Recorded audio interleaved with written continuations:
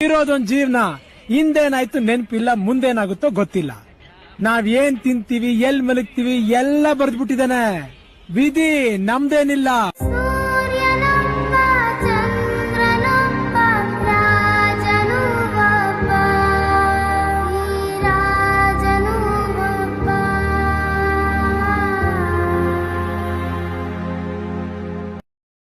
ಇದು ಮರೆಯದ ಹಾಡು, ಮೌನಗಳೇ ಸಾಕ್ಷಿಗಳು. ಇದು ಮುಗಿಯದ ನೆನಪು, ವಿರಹಗಳೇ ಗುರುತುಗಳು. ಇದು ಮರೆಯದ ಹಾಡು, ಮೌನಗಳೇ ಸಾಕ್ಷಿಗಳು. ಇದು ಮುಗಿಯದ ನೆನಪು, ವಿರಹಗಳೇ ಗುರುತುಗಳು.